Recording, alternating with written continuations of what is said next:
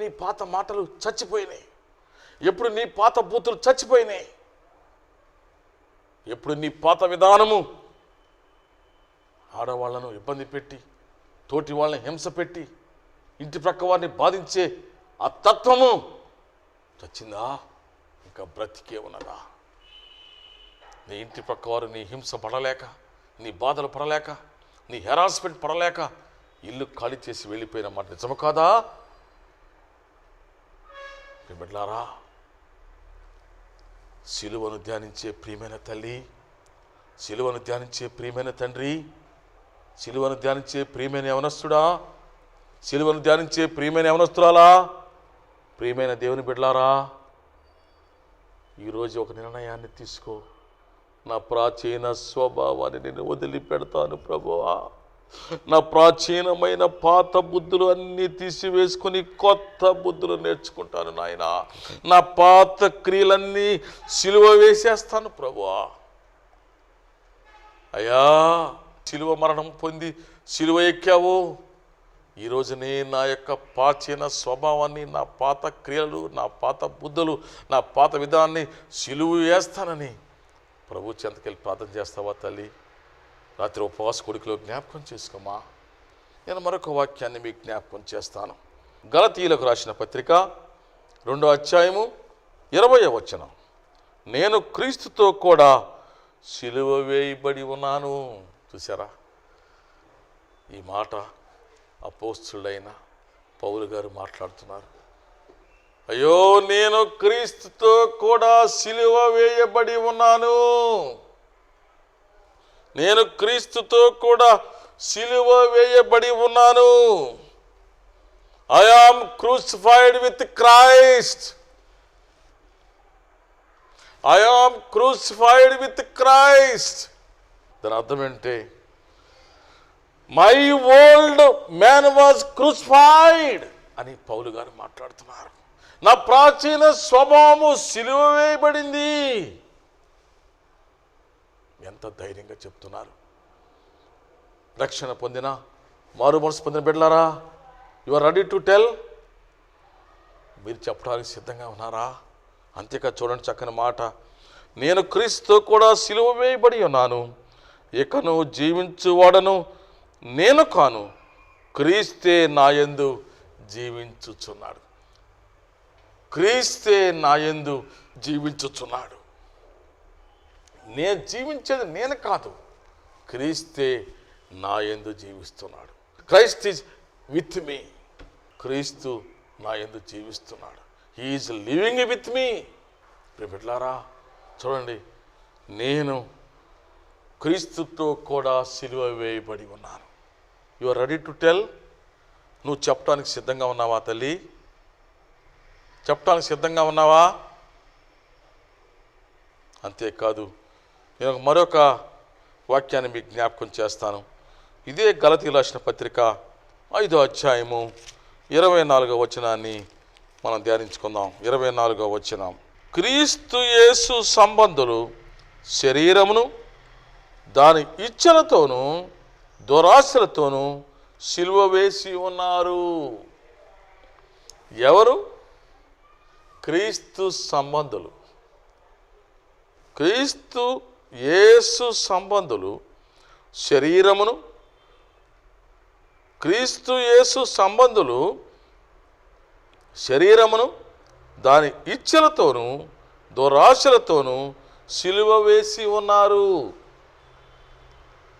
ఎవరైతే క్రీస్తుని కలిగి ఉంటారో, ఎవరైతే క్రీస్తు సంబంధులో, ఎవరైతే క్రీస్తు యందు నమ్మకస్తులుగా ఉంటారో, ఎవరైతే క్రీస్తును నమ్ముకుంటారో, ఎవరైతే క్రీస్తును కలిగి ఉంటారో, ఎవరైతే క్రీస్తుతో అంటు కట్టబడి ఉంటారో, ఎవరైతే క్రీస్తు సిలువలో పాలు పంచుకుంటారో, ఎవరైతే క్రీస్తు సిలువ ధ్యానాలు చేస్తూ ఉంటారో, వారు చూడండి, వారి శరీరమును దాని ఇచ్చలతోనూ దురాశలతోనూ సిలువ వేసి ఉన్నారు.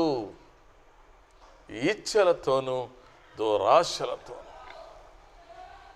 బిడ్డలారా, ఇచ్చలు దురాశలు, మనలో ఉన్న దురాశలు, ఇచ్చలు, మన కోరికలు, మన ఇష్టాలు. మేము క్రీస్తు సంబంధం అంటుంటారు, కొల గజ్జి పోకుండానే ఉంటారు. ప్రియబిడ్డలారా, ఈ దినాల్లో చూచినట్లయితే చాలా బాధ కలిగిస్తూ ఉంటుంది. క్రీస్తు సంబంధం అని చెప్పుకుంటూ ఉంటారు, మేము క్రీస్తు భక్తులమని చెప్తూ ఉంటారు, మేము క్రీస్తుని కలిగి ఉన్నామని చెప్తూ ఉంటారు. కానీ అనేక సమయాల్లో వారి కులాన్ని వారు ప్రేమిస్తూ ఉంటారు. వారి కులం అంటే వారు ఇష్టము.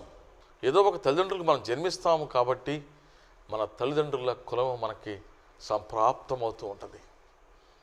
మన తల్లిదండ్రుల యొక్క కులము మనకు సంక్రమిస్తూ ఉంటుంది. దాన్ని మనం కాదనలేం. కానీ అది మన మధ్య వివాదాలకు తావు కాకూడదు, మన మధ్య వైషమ్యాలకు తావు కాకూడదు, మన మధ్య ద్వేషాలకు తావు కాకూడదు. ఈ దినాల్లో చూసినట్లయితే, సంఘాలు చూసినట్లయితే, ఏ కులము పాస్టర్ గారు ఉంటే ఆ కులము వారే సంఘస్థులు ఆ మందిరానికి వెళుతున్నారు. ప్రియబిడ్డలారా, ఐఎమ్ నాట్ ఎగ్జాగరేటింగ్, నేనేది అతిశయోక్తి మీకు చెప్పటం లేదు. గత 22-23 సంవత్సరాల నుంచి నేను క్రైస్తవ సమాజాలని పరిశీలిస్తున్నాను. ఎవరు అక్కడ సేవకుడిగా ఉంటే, ఎవరు అక్కడ అయ్యగారిగా ఉంటే, ఎక్కడక్కడ దేవుని సేవకుడు ఉంటే ఆ కులము వారే ఆ మందిరానికి వెళుతూ ఉంటారు. ఆ కులము వారే ఆ యొక్క సంఘంలో ఎక్కువ కలిగి ఉంటారు. మరొక కులము వారికి అక్కడ నిరాదరణ జరుగుతూ ఉంటుంది. మరొక కులం వారికి సరైన ఆదరణ అక్కడ మనకు కనిపించదు. క్రీస్తు సంబంధమైన మనము ఏ కులము పూర్తిగా మరిచిపోయి క్రీస్తు కులముగా ఉన్నప్పుడు మనకు దీవెన, ఆశీర్వాదం. నా దగ్గరికి ఎవ్వరు వచ్చినా నేను కులాలని ప్రోత్సహించను, కుల సంఘర్షణకు నేను సలహాలు ఇవ్వను, కుల ప్రచారానికి నేను కానుకలు ఇవ్వను, డొనేషన్స్ ఇవ్వనని నేను చెప్తాను. చాలా స్పష్టంగా నేను చెప్తాను. ప్లీజ్ డోంట్ కమ్ మీ, నా దగ్గర మీరు రావద్దు. I'm eagerest for that. మీరు బిడ్డలారా, క్రీస్తు బిడ్డలు కూడా కులాన్ని పోషించుకునుట పాపము. క్రీస్తు బిడ్డలు కూడా కులాన్ని కలిగి ఉండుట అది క్రీస్తు శిలువకు సంబంధించిన విషయం కాదు. ఎందుకంటే వారి ఇచ్చలు దురాశలతోనూ శిలువ వేసి ఉన్నారు. మన దురాశలను కూడా మనం సిలువ వేసేయాలి. దురాశను తెలుసు కదా మీకు. గ్రీడీ అంటే, లస్టఫుల్ అంటే, వాంట్స్ మచ్ అంటే ధనము సంపాదించుకుంటుంటా, తప్పని నేను కాదన్నాం. కానీ ఇంకా ధనము కావాలి, ఇంకా ధనము. బంగారం సంపాదిస్తారు, తప్పులేదు. నువ్వు వేసుకోవడానికి చైను, గాజులు ఉండటం తప్పులేదు. నువ్వు వేసుకోవడానికి మెడలో చైన్ ఉండటం తప్పులేదు, నేను కాదంటలేదు. కానీ ఇంకా బంగారం కావాలి, ఇంకా వెండి కావాలి. నీకు 2 ఇళ్ళు ఉన్నాయి, మంచిదే. కానీ ఇంకొక 4 ఇళ్ళు కావాలి. ఒక 10 ఎకరాలు పొలం ఉంది, మంచిదే. ఇంకొక 10 ఎకరాలు కావాలి. దానికి రకరకాల అసత్య మార్గాలు తొక్కుతూ ఉంటావు. నువ్వు ఇంకా బంగారం కోసమో, వెండి కోసమో, భూముల కోసమో, ఇళ్ళు కోసమో, సంపదన కోసమో, కీర్తి ప్రతిష్టల కోసమో అనేకమైన అసత్య మార్గాలు, అసత్య సంఘటనలు నీ జీవితంలో చోటు చేసుకుంటూ ఉన్నట్లయితే, అక్కమైన మార్గాలను అవలంబిస్తూ ఉన్నట్లయితే, ఇంకా కావాలి, ఇంకా కావాలని నువ్వు కొనసాగుతూ ఉన్నట్లయితే, అది సిలువ వేయబడవలసి ఉన్నది. నీ దురాశలు సిలువ వేయబడవలసి ఉన్నది. క్రీస్తు సంబంధమైన నీవు ఇంకా ఎందుకు ఇంకా కావాలి, ఇంకా కావాలని నువ్వు మాట్లాడుతున్నావు? ప్రియబిడ్డలారా, నేను ముగిస్తాను, సమయం లేదు. క్రీస్తు సిలువను ధ్యానిస్తున్న తల్లిదండ్రులారా, ప్రియమైన బిడ్డలారా, ప్రియమైన పెద్దలారా, నాకంటే జ్ఞానం కలిగిన బిడ్డలారా, సిలువను ధ్యానిస్తున్నాం, మంచిదే. కానీ అదే సమయంలో నీ దురాశలు, నీ ఇచ్చలు, నీ ప్రాచీన స్వభావము సిలువ వేయబడిందా? సిలువ చెప్పుకున్నాం కదా, మరణానికి గుర్తుగా ఉన్నది. క్రీస్తు నీ పాపాల కోసము, నా పాపాల కోసము సిలువ మరణాన్ని భరించారు. నేరస్తుడుగా సిలువనెక్కారు.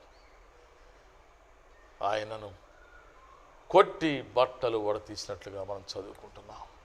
ప్రియబిడ్డలారా, నీ జీవితంలో ఉన్న దేవునికి ఇష్టము లేని ఇచ్చలు, దురాశలు, స్వభావము, క్రియలు సిలువ వేయబడినట్లయితే అదే నిజమైన సిలువ ధ్యానము.